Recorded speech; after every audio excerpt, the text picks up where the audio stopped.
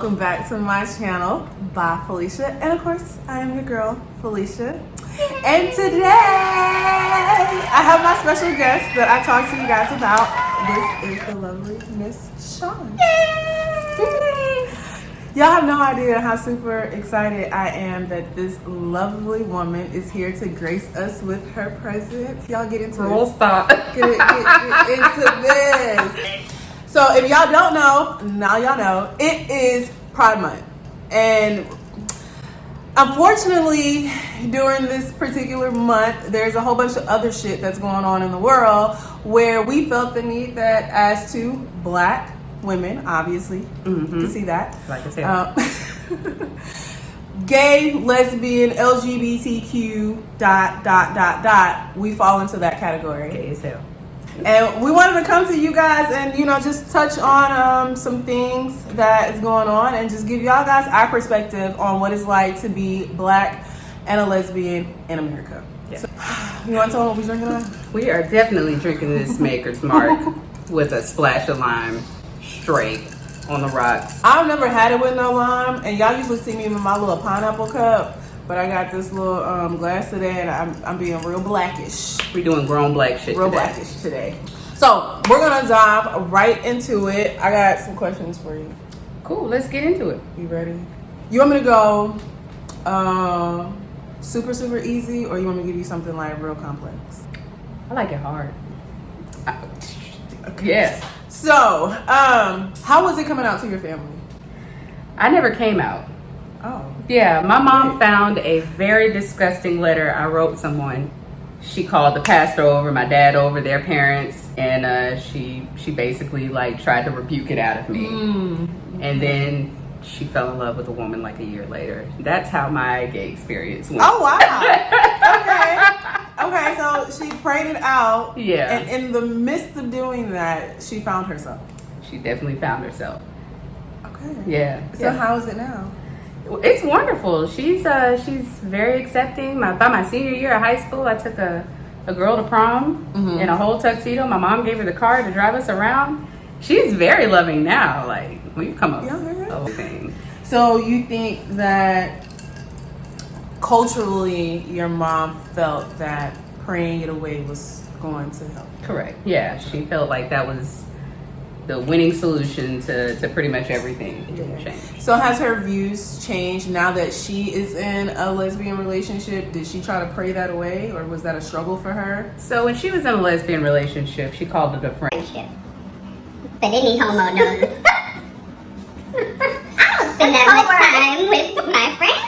I'm not spending the night with my friends every night, but as soon as that relationship started and was over, we were on the same page from that point forward. You drunk already? I'm tipsy. Yeah. I'm a little lit. I came from a religious background. I was raised by my aunt and my uncle, and I didn't tell them. My aunt knew, like when I was a little twirler, a major. Like I was marching, come on, Marky.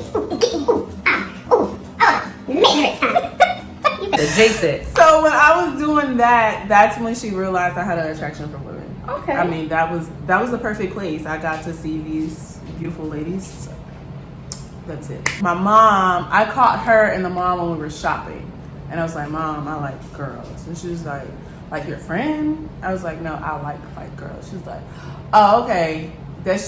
You'll be okay. That's just the phase." And here I am in my 30s, well off in my 30s.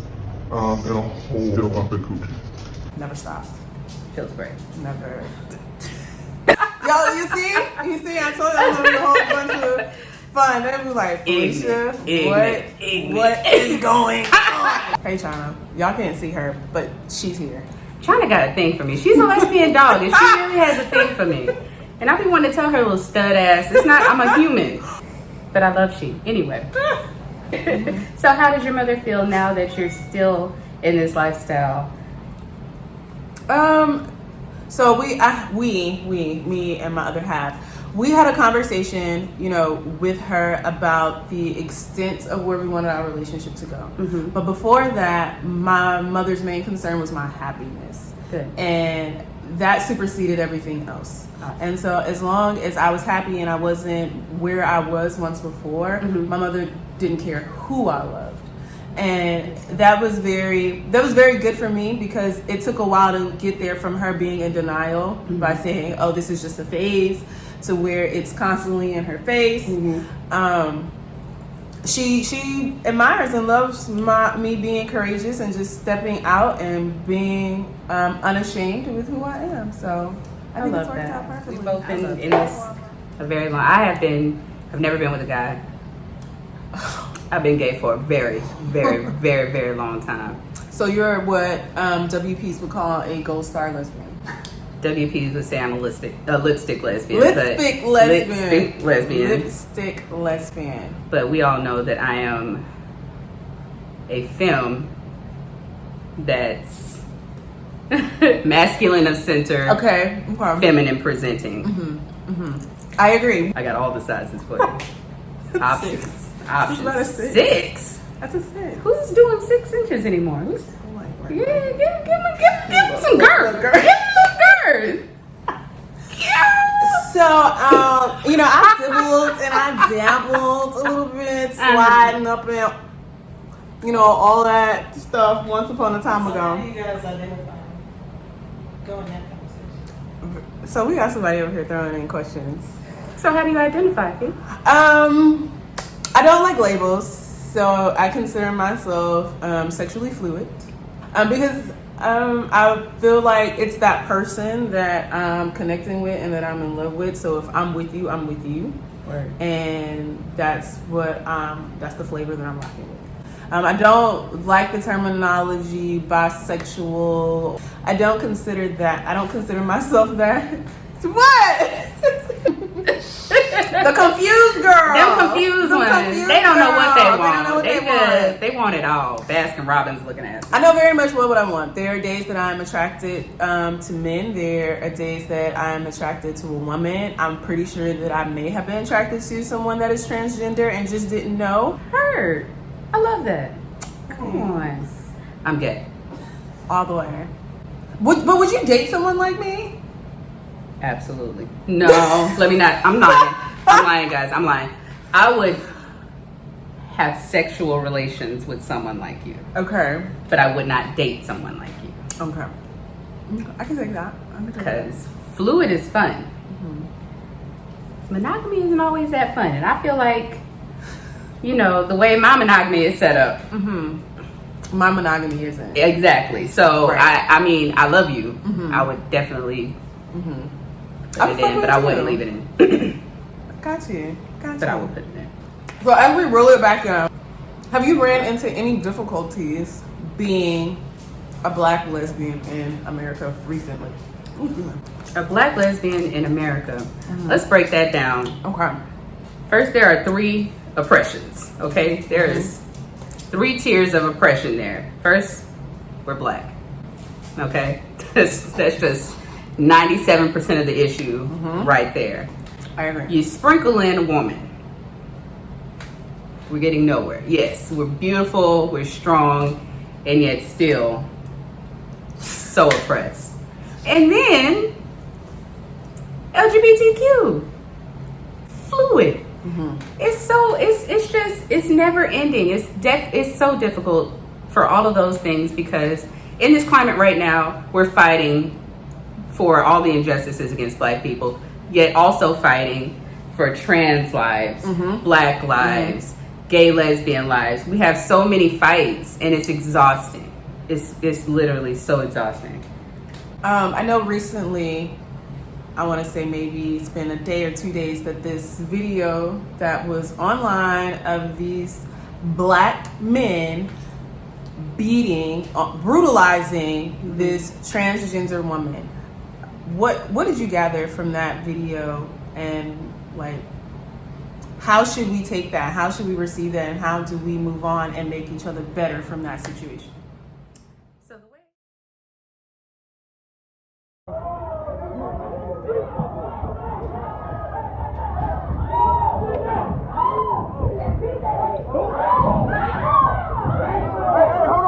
Watch out! Hey!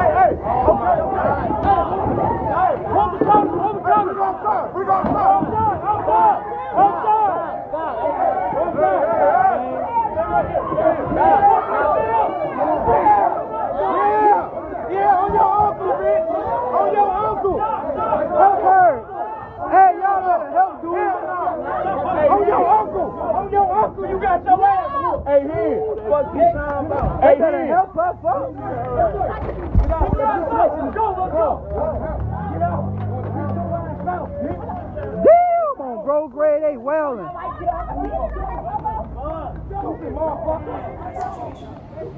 So the way my reaction in general was rage, you know, but in that instance, it's rage because, again, we have these tiers that we have to fight in of our oppression, and we have black men who are doing this to other trans women and men, and I have to also fight for these men who are ultimately oppressing something else that I'm fighting for. So it's so difficult to have to, like, what are we supposed to do? What are we supposed to do? I want to beat everybody's ass. We want to be our own people ass. I want to whoop them. I want to take a belt off and beat everybody in that video. But what are we really supposed to do? What do you think we're supposed to do? Besides educate, we can't be afraid to step in when we see that our own are deliberately getting hated against. Exactly. We have to, because sometimes within the LGBTQ community, you know, we segregate ourselves at times, you know, even from the whites to the blacks, from gold star lesbians to bisexuals, you know, we all fall on different totem poles. Right. And then sometimes our trans brothers and sisters falls at the bottom. Right. My good Judy out there said it once before, Flame Monroe, that the transgender's on the outside of the fucking car. Yes. Out there. Yep. And so we cannot forget, as we are continuously marching for Black Lives Matter, it's Black Lives Matter, period. And our trans brothers and sisters of color matter. Yes. And while we're out here fighting for all these justices, we have to do the same, because our fight, it doesn't stop. It doesn't end. Never. It's every day, whether or not we face it outside or we face it in corporate America. Right. And that's a whole nother can of thing. worms. Because Coming from a corporate America setting, how are you able first to deal with being black? Because that's a job, another job. that is a job within itself. If anybody has worked corporate, or any job really, you would understand the difficulties that go into living your best life while also trying to get ahead in your career at this workplace. Because being black is just already a target on your back. But if you're a black woman trying to command respect in the corporate world, it is a fine, thin line that you have to kind of go over in order to progress. You have to be so many different. You can't, you know, because we have this stigma of being angry black women. Yep. So any kind of way you respond, it has to be right there. You still have to command the respect while also not showing too much aggression. Right. And that's hard because they test you every single day, all day long. They're always testing you.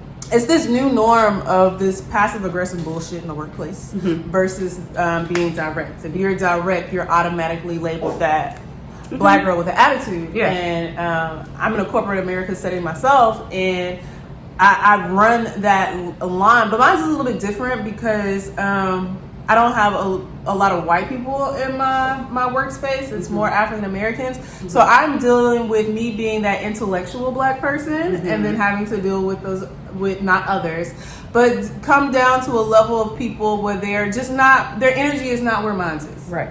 And so that's the struggle that I deal with amongst my own people. Yeah. Is that being black and smart, then they feel like you automatically think you're better than somebody. No, I just took the time to open up a book and just read a little bit more about things, but that doesn't take away or discredit, you know, who you are or what we got going on. So I struggle with that. And then when I have the audacity to tell one that may be hitting on me that, yo, you barking up the wrong tree, then it's a whole nother issue. It's so funny how she turns so New York when she gets upset. Did y'all hear that? She from the South, the whole conversation, but boy, she get mad, barking up the wrong tree, son. She put her Timbs on real quick. I did. Just slid them right on in there, all right? Okay? Because it really infuriates me because being black, you either have that as a woman, you either have that, oh, I'm angry, or they look at you in a more sexualized manner. Exactly. And it's still wrong on both spectrums. And unfortunately for myself, I deal with it more on the sexual spectrum of it. And so I have to learn how to navigate that in a workplace, which I feel like I shouldn't have to navigate. This is true. My sexuality or how I present myself at work. You should be able to, control. Just control yourself. Just control it. As well as respect me. Just because we're black don't mean you can talk to me any kind of way. No. Don't approach me with that bullshit because we black at work. No. I will cuss you out. In the most professional way. Don't think it's cool to talk to me any kind of way because we black. I hate that. There's so many parts of being black, again, in the workspace. I have so many friends that say, I don't want to have a black woman supervisor because they always feel like they got a point to prove and, micromanaging and all that kind of stuff. But there's also being under a black man. Sometimes they want to be extra and try you sexually, okay? White men, same thing, except you ain't getting that promotion. They just going to over-sexualize you and you still are never going to get that promotion. Whereas maybe a black guy might. He might push you on up there. But it's always something. And then if you work for Karen, but just fuck your life. Carol melodramatic ass. Always gotta walk on fucking eggshells. Oh God, because they are shit. quick to send you to HR. They CC HR in everything you do and say just to make sure you know that they are in control. I fucking hate you, Karen. I think it's because they're uncomfortable with whom they look at in the mirror every day. I would be too if I were them. You have to be, because for you to come into the workspace and try your best to make me uncomfortable because you're miserable, it's sad. And then have these little fingers behind the keyboard that be firing away. Karen, when I clock out, meet me outside. Meet me at the stop sign. Meet me at the stop sign. Meet me at Off the stop premises. sign. Nowhere to be found. Nowhere. Tip-tapping away. And then want to go run to HR and be, well, I don't know. I don't get it. I don't understand why she doesn't like me. And all this bullshit. But then when you try to be nice, then that's an issue too. Right. Well, I think it's fake. Bitch, what the fuck you want? They're shitty people sometimes. But there's always going to be those issues in corporate or any job that you work. Any job. You work in a kitchen, there's going to be somebody that's going to try you. You work anywhere. It's always going to be something. Being black is tough. It's hard. But I wouldn't want to be anything other than. Y'all see all this melanin that's glowing? Y'all see all this melanin? Glowing through this screen? Y'all don't even see these panty shorts she got on. I don't. I may take a little picture of this here and there. She is going to take a picture because I wish I would have these legs and not show somebody. A little shimmy for you guys. So I know we touched a little bit on corporate. We talked about, how we came out. We talked about what side of the spectrum we fall on when it comes to sexuality and fluidity and all of that good jazz. What does it mean to you to be a lesbian in America right now? Like, with everything that has happened, all of the things that we have now available to us or able to do, how does it feel? It feels good to know that we've come a ways. You're Corona. right, COVID.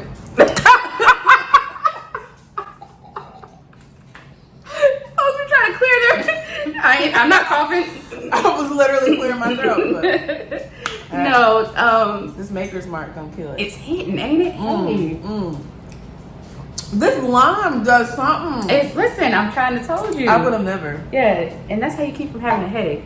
You stop mixing stuff with it. That's that extra sugar. Just get your little lime. I was just pulling some game. That's that 39, I'm telling you. Stop mixing. So, how I feel like we've progressed. However, we still have so much further to go.